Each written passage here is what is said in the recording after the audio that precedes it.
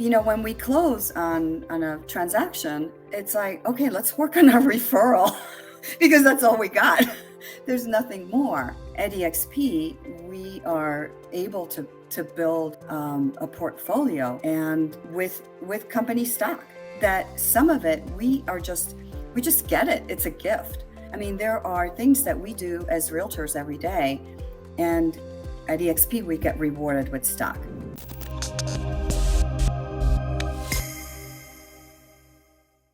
Hello, everyone. My name is Tim Hollinden, and welcome to the Tim Hollinden Show. I am with Trish Giassa today. I'm super excited about this interview with you today, Trish. And before we get started, just a real quick cut to a very short intro video.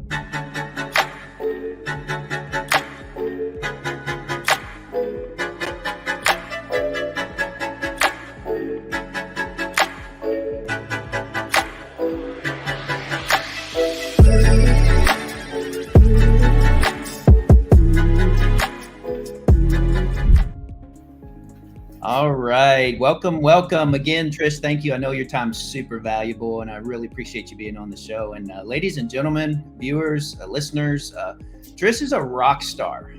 From immigrant to $40 million a year producer. She's moved around the country several times, literally restarted her real estate business several times. So impressed with you, and I really enjoyed having dinner with you and your husband a few weeks ago in the beautiful Louisville, Kentucky city. So welcome, Trish. Tell us a little bit about yourself. Well, first of all, thank you, Tim, for having me here. It's I loved your intro. That was really awesome. Oh, thank you. And I'm excited to do this. So a little bit about myself. Well, you kind of covered it all. I'm an immigrant, moved here from Italy when I was 10, and never looked back. I love this country. I love the opportunities that we have, and I love that I landed in real estate because the opportunities are even greater for someone who, isn't an engineer, isn't an inventor, isn't, just to serve and bring value to people, and to be able to build a great business, have a lot of fun doing it, always be challenged with new things and new ideas and new challenges. So it's been great. I love this business.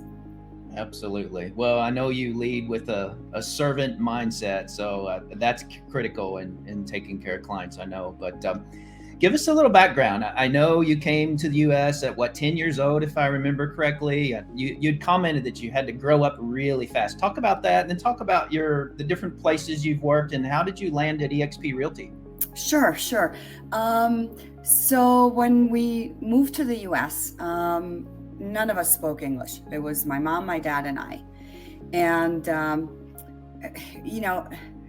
I learned English a lot faster being 10 years old. You didn't know it was hard. It wasn't that hard, actually, learning the language. A lot of other things were harder, but the language was easy.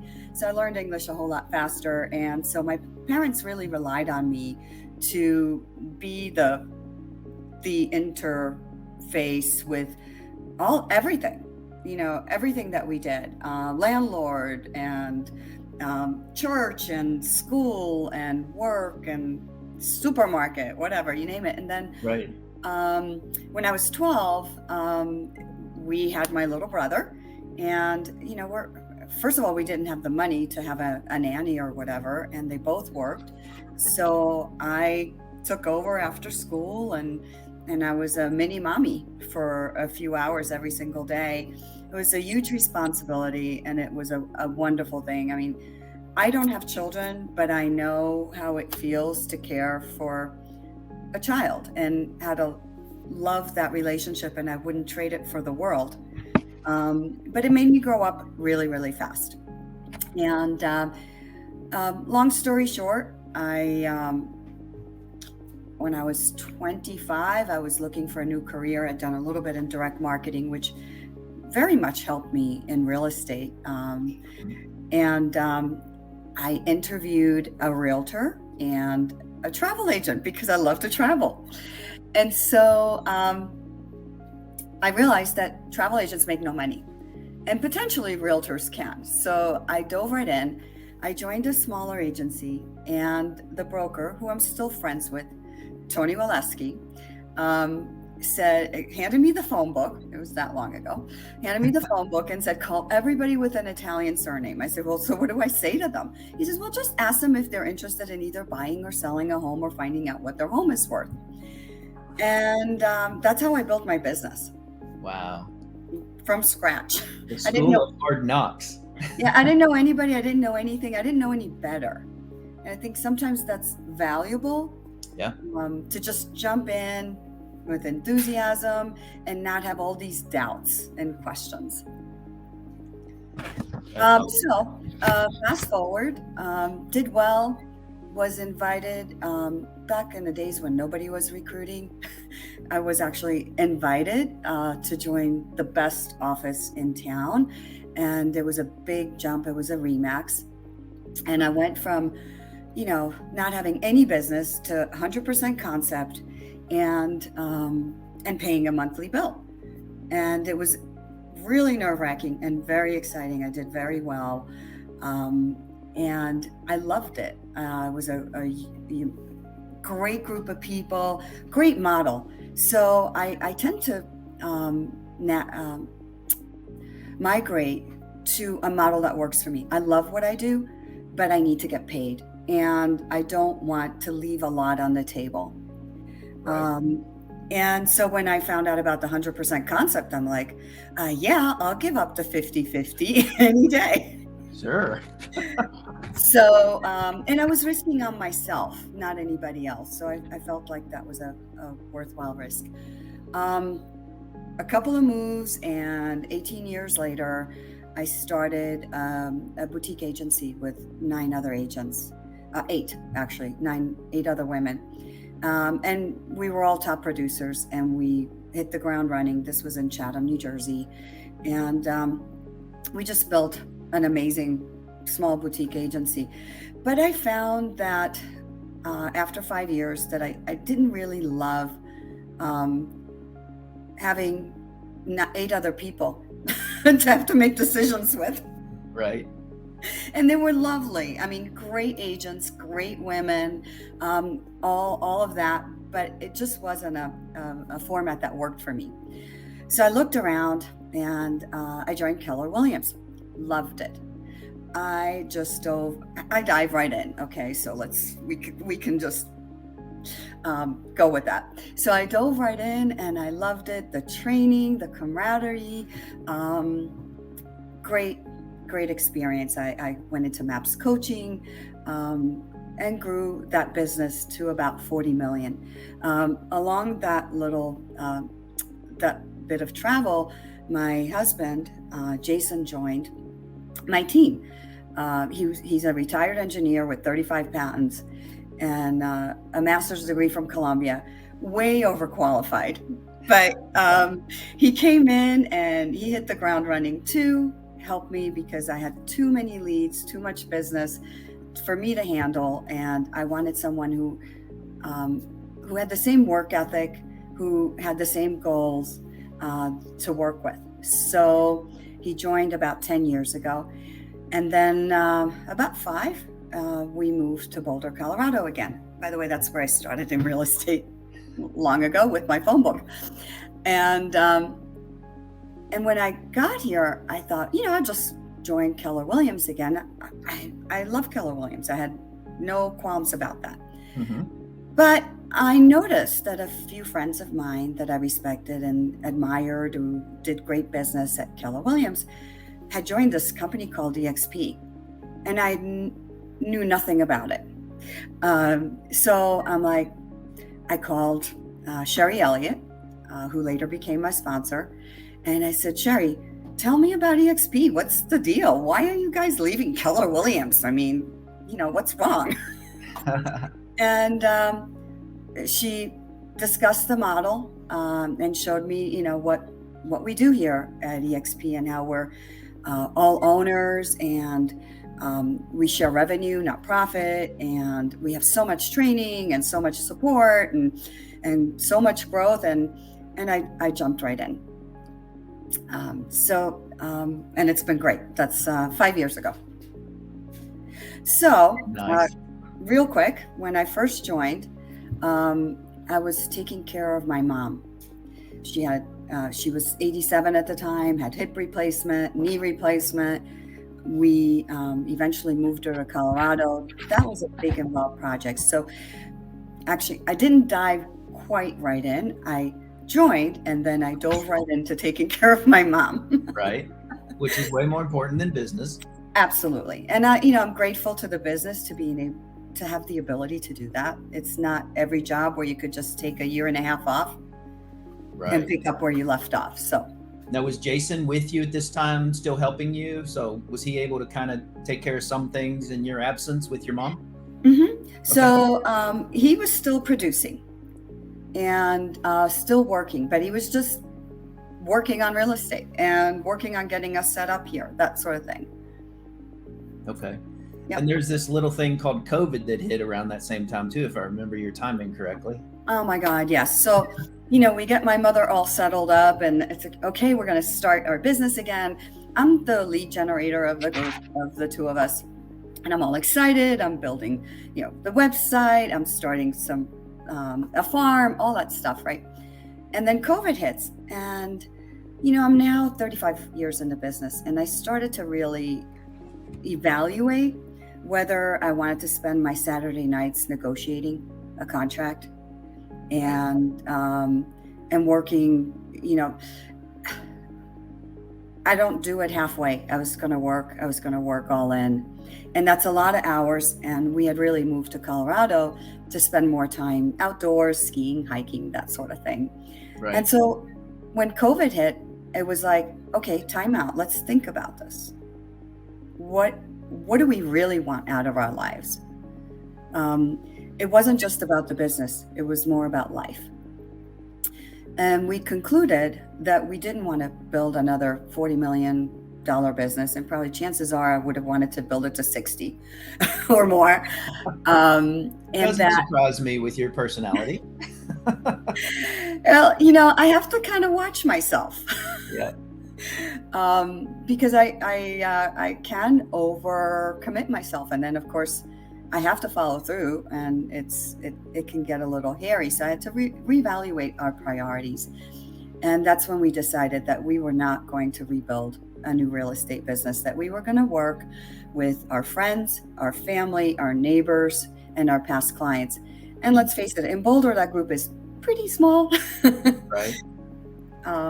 But so leaves plenty of time for skiing and hiking and boating and all those other fun things. Yep. Awesome. And you're doing a lot of traveling in your camper, I know, because you drove it across country to see me in Louisville a month ago. Yep. So in June we bought a Class B, like a camper van, and have been enjoying that. I have to say, I haven't been playing as much as I would like, but I'm doing great stuff. Well, you're certainly making an impact on a lot of agent lives, so thank you for that. I love watching people pour into other agents, and there's no better place, in my opinion, than Exp Realty to do that. So let's shift a little bit to that. Let's, I think you told me you restarted your career in, Colorado, New Jersey, Colorado, plus the very first start, that's 4 or 5 times. Right. You started with a phone book, and I assume that stuck with you, the whole cold calling. What would you say to the agents? We are in a bit of a correcting market right now. Mm-hmm. I just had an interview yesterday with Al Stasik, and we talked about the pendulum. It swings all the way to the one side, and that's where we are. And then a year ago, we were all the way at the other side, and it's kind of always in the middle. That's kind of the sweet spot. What would you say to the agent that hasn't been through a 2008 recession or a 2022 correction? Talk about that, if you would. So first of all, this is when the public really needs us, right? When you can throw a listing or a house, just put a sign in front of it or whisper that it's available. That's easy. And when you have buyers just tripping over themselves to make offers and go above asking, and it's a lot. It's not easy, but it's different. And the results, if you're really dedicated to doing a good job and bringing value, it's completely different, and it's not what we need to do now. Mhm. So I'm not going to say that that's easier or this is harder. It's different. And when you've been through a bunch of changes in the market, as I have, and I started in a down market, okay? We had HUD homes, we had tons of foreclosures, we had double-digit interest rates. We celebrated when it got to, 9%, under 10. Right. It was tough. Only 7 today. Right. It was tough. It wasn't easy. And I have to say that this is a simple business, but it's not easy. Yeah. So the simplicity is in serving and in putting yourself out there. So for me, cold calling is easy. I can pick up the phone and talk to anybody. In fact, I almost prefer to talk to people I don't know, because if there is rejection, and there's always some rejection, they don't know me. So I don't feel like they're rejecting me. It's just, it is what it is. So that's who cares? Right. I don't care. It's like next. But I'm a certified mentor at EXP, and I mentor new agents, and we talk about what are you going to do to get your business? And it really is what you're going to do. It's like people say, what's the best CRM? It's the one you're going to use. What's the best lead generation system? The one you're going to use. So if you're good going door knocking, great. That's what you should do. If you hate it, like I do, like I did it once and I'm like, never doing this again. It's not me. I don't like it. And try to put a round peg in a square hole or whatever it is, right? Right. Figure out what's not comfortable, what's doable. Mm-hmm. This is not about being comfortable. You have to get outside your comfort zone, but you have to be willing to do it. And you have to be willing to do it consistently and persistently. And that's one thing that I think is critical in a successful real estate career is consistency, and just don't give up. Right. Many agents, I saw it in the last recession in 2008, sit on the sidelines and complain about how bad the market is. And, ladies and gentlemen, that's the time to double down on all the free marketing you can possibly do. There is so much that you could do. Like, let's say you want to work with investors. Oh my God, put together a meetup. Oh wait, you don't want to put together a meetup? Go to everybody else's meetup. There's like 100 of them for investors. Go meet some people. If you want to be, person to person to meet people, do that. Can you pick up the phone? Okay. And cold call? I know that's a little tougher right now because people don't answer the phone and you can't get their phone numbers. They don't have house phones anymore, but I think Gene Frederick, our legend, right? I'm totally speechless every time I think of him because he's so amazing. He wrote a book and it's called 1,001 Ways to Lead Generate. Now, 1,001 ways? You only need 2. Oh, and that brings me to the next point. You don't do 1,000 things or 100 things or a dozen things. You start off with 2 and you become an expert at those. You double down, and if you're going to do open houses, then you're going to do open houses 3 times a week and learn from the best on how to do them and follow through and do it 150%, right? Whatever you do, get good at it. Once you've got that system, pick up another lead generation technique. My lead generation is not all cold calling. It was in the beginning. I got really good at it. And then I moved on to something else, right? Right. So that's my advice to new and even existing agents. Just double down. Everybody's talking about getting back to basics. Lead generation is foundational. Follow-up is foundational. Giving value is foundational. Right.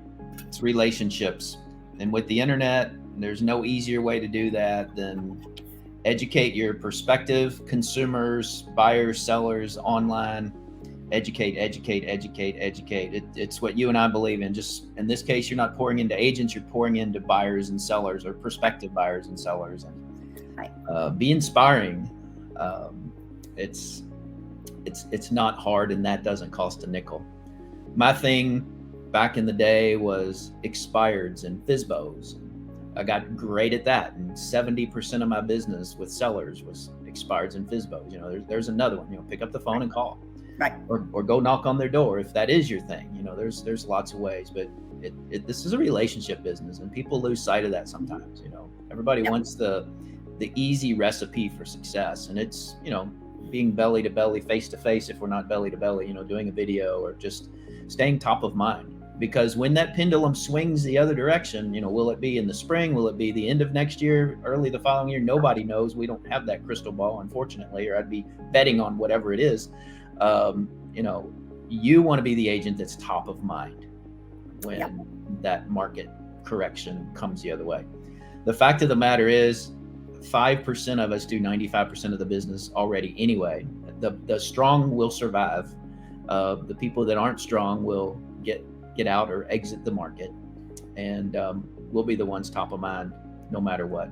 People always have to buy, always have to sell. You know, life happens, life gets in the way. There's always a buyer and a seller out there, and the strong ones will be there to be there for those particular clients. So 100%, Tim. Let's go back. Anything else you wanted to add on that before I switch topics on you? I could go on for hours, but I'll yeah, spare we could. everybody. We could talk forever on the market correction and what to do for the next 3, 6, 9, 12 months. That's a whole nother interview. Maybe Jason can join us for that one. Cool. Let's talk about, you know, it sounds like you loved the first broker you were with. You loved Remax. You loved Keller Williams. Now you love EXP. What was the draw that brought you to EXP? And how's life been at EXP? So the draw was ownership. That was the first thing. You know, 18 years at Remax, and it was great, but I didn't own it. You know, the broker owner owned the office, and Dave Lindiger owns Remax. Right. And I was just the little agent that, you know, at the bottom of the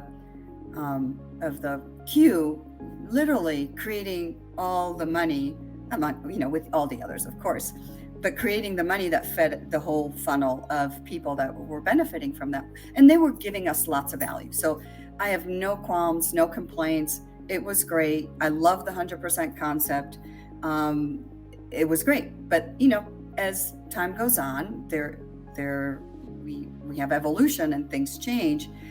And one of the things that drove us to start our own company back then was to control our own fate and to build something. But it was a lot harder, and it wasn't as much fun as I would have thought. There was a lot of behind the scenes stuff with compliance, with, you know, hiring and building and all of that. It was a lot of work, and it wasn't easy to scale because we were a major force locally, but we were local, and that was it.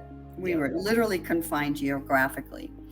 Keller Williams was awesome too. Loved it. But 14 years later, I do get some profit share. It's about $2,000 a year, which isn't, I mean, I'm not complaining about it. I get my little deposit and I'm like, okay, this week I could buy coffee, this month I can buy coffee, this month I could buy dinner. And it's nice, but it's not a lot. It's not life-changing. Yeah. But I don't own any of Keller Williams. Gary Keller does.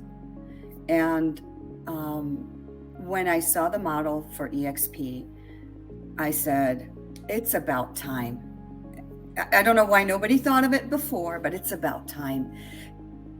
We work so hard and we do well. There's no complaint about that. We can make a lot of money, have a lot of fun, really fulfill a lot of goals. But, you know, when we close on a transaction, it's like, okay, let's work on our referral because that's all we got. there's nothing more. At EXP, we are able to build a portfolio, and with company stock, that some of it we just get it. It's a gift. Right. When we sell our first home and close our first transaction, when we cap, I mean, there are things that we do as realtors every day, and at EXP we get rewarded with stock. And it's for doing the same things we did at those former brokerages. Totally. Like, don't have to do anything different. Yeah. And I'm gonna just jump to Sherry, and my friend Sherry, who sponsored me.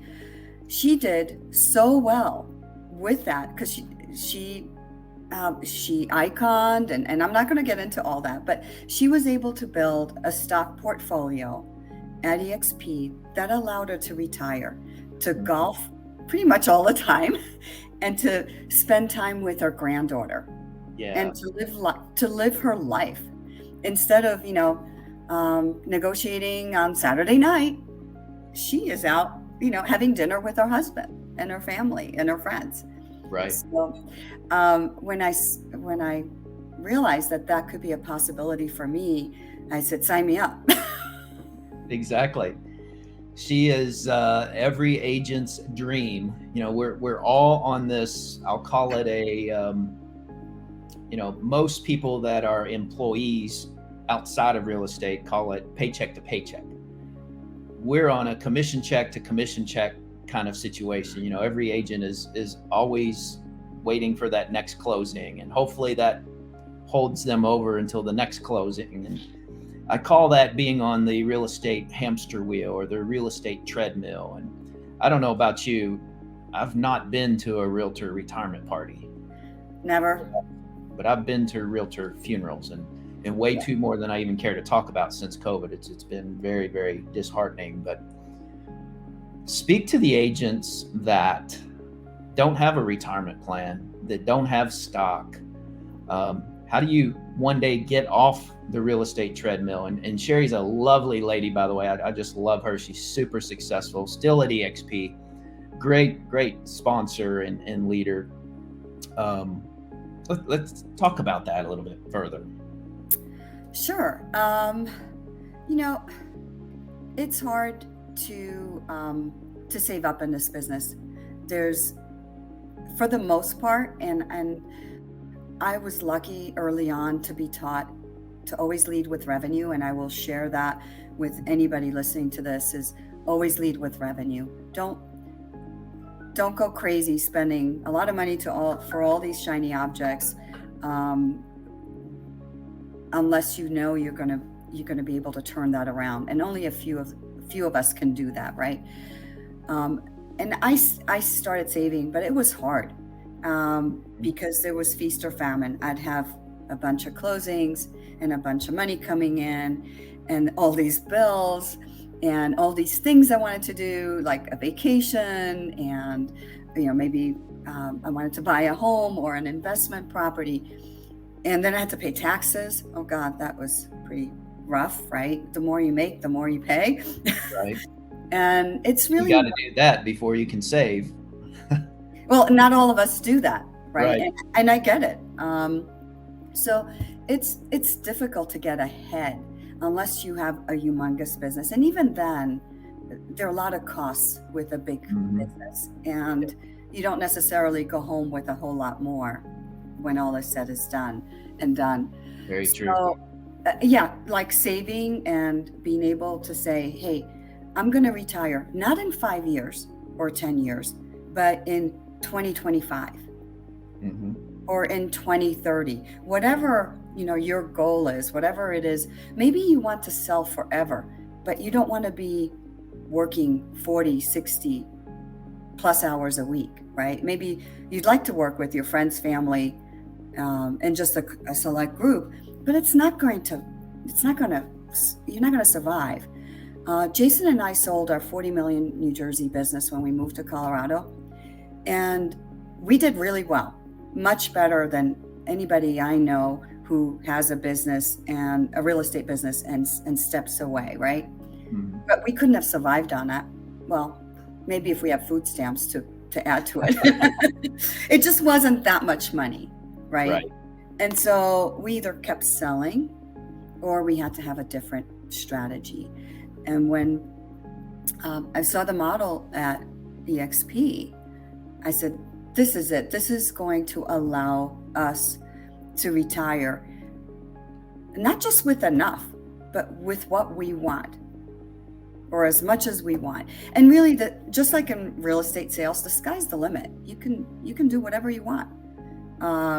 And so for a little bit, I just thought about it and didn't do a whole lot about it. And very recently, I decided to jump back in, and I realized that I was looking for a mentor, a support group, if you will, to help me do that, and to be part of my tribe. And I met Kelly Fasterling, the wonderful Kelly Fasterling. Great lady. I love her, who introduced me to the Freedom Team, and you're an integral, one of the founders of the Freedom Team, right? Yes, I am. Yeah, and you guys just adopted me, and Jason too. It's just so there's stock and money, right? Money's important only from the aspect that it helps us have choices. It helps us support our families and a lifestyle that we can enjoy and all that. But there's more to life than just money. And I personally, I like to have both. I like to have the money, but I also think having the relationships and the people and the collaboration and the support and the tribe is what really makes me, I kind of got chills over that a little bit thinking about it, because I am so grateful, and I will tell you, this Keller Williams, Remax, even my own company, all great. Nothing like this. Yeah. I want to dive in on that. And for the benefit of our viewers, you see Freedom Team scrolling across the bottom of the screen there. For those of you who don't know, the Freedom Team is an organization that's almost 3,000 agents strong within Exp Realty. And our mission is to provide financial freedom, time freedom, and location freedom to real estate agents. And it's not limited to just the people in our organization. We want to do it for everybody. We have masterminds that we open up to every brand, every agent from every company, every Tuesday, every other Thursday. I mean, just constantly just providing value. I do this to provide value. I don't do it for the money anymore. The money's there. The money's great. Not bragging, not complaining.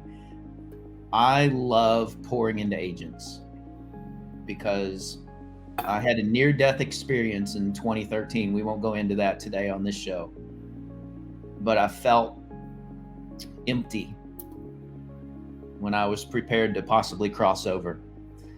And I set out on a mission to change that. And like you, I came to EXP because it's a phenomenal compensation plan.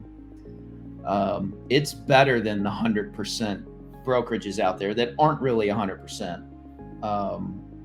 But it provided stock wealth.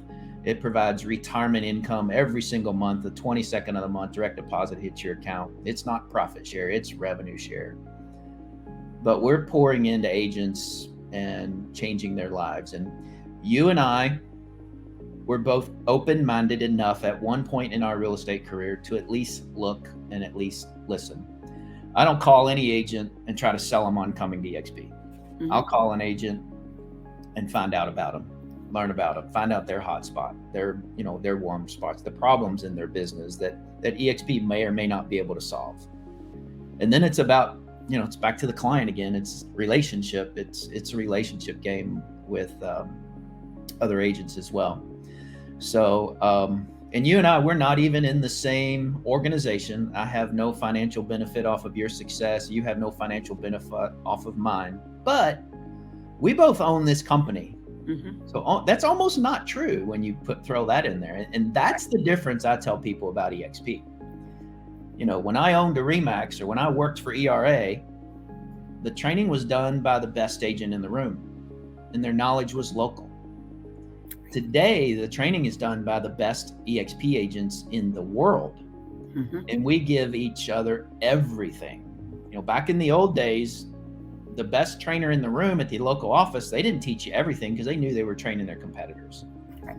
So my experience at EXP is like yours. I mean, the collaboration is second to none in that regard, because I'll help any agent out there, because when I help them win, the company wins and they win, and all of us agent owners win by default. That's true collaboration. That's our Kool-Aid, if you will. Would you agree with that? Anything you want to add to that? That's 100%. I every time you said something, I agreed with it. So, which is pretty rare that I agree with everything. So, yeah, the collaboration, the training, the best agent in the room was literally just the best agent in the room. And as grateful as I have been for that, yeah, they were training their competitor. And Right. so they were not giving us everything. And we're not, Jason and I are not part of your organization, but we're all part of the same company and we are all owners. And we can buy stock, right? With our commission, there's a employee stock purchase plan, and it's fantastic because you can buy stock at a 10% discount. It's like buying a $10 bill for $9. Yep. That's all great, it's right? Totally optional. Right. That's great. But again, what you and the Freedom team and others have done to pour into us and into others to help us grow, and whichever way we want to grow, right? Yep. Is amazing. Kelly and I just drove up to Montana to go to a personal mastery workshop, and on the way we stopped and spent a day with the EXP team up there, and brought Jeff Morrell joined us, and I was literally just watching, and the value that they brought to that group was amazing. And they took time out of their day. Jeff flew up, got his own hotel room, paid for his own meals, took care of everything, and presented some absolutely phenomenal stuff that will help that group grow. And I honestly, I never saw that anywhere else. Yeah, I'm with you. Yeah, really cool stuff. Well, as we start to wrap up, I want to be respectful of your time. And again, thank you for being on the show today. Is there anything we haven't touched on that you'd like to say to our viewers, or is there anything that you'd like to dive a little deeper on before we begin to wrap up? Well, first of all, thank you for having me here. I really appreciate that. It's great to be able to share different perspectives. And I think my biggest takeaway to share with people is we are looking for agents who are looking for us.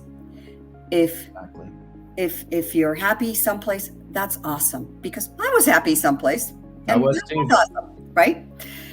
But, and that is a but, always be open-minded. Always look at what's available to you. It may not be the right thing for you, and that's fine. But at least you can't, I shouldn't say that, because I tend to say things like that, right? You can't say no to something you don't know. Well, you shouldn't. You shouldn't say can't, but yeah, I know what you're saying. An agent should check us out before saying no to it. And if you say no, that's perfectly fine. But at least you know what you're saying no to. Be educated first. Right. And I think that's what we try to teach our children, right? Is learn and be informed and make informed decisions. You know, if your son came home and said, "Hey, Dad," and he works at Pepsi, he says, "Coke called me and they want to interview me. They want to tell me about, but I'm really happy with the team at Pepsi and I'm just not going to talk to them." You're going to say, "What?" Go talk to them, find out. You can still stay at Pepsi. Yep. Right? But who knows? So just be open-minded, whether it's in business or anything in life. Be open-minded. There's a whole world out there. There sure is. Awesome. Trish, you've been great today. Thank you so much. Give my best to Jason. I'll look forward to having you both back real soon, and appreciate all the pouring into other agents that you've done. We're all stronger together, and I just appreciate you so much. Thanks again for being on the show. Thank you, Tim. And best regards to Angie, too. Thank you. Take care. Have an awesome rest of your week. You too. All right. Bye, everybody. Thank you for listening.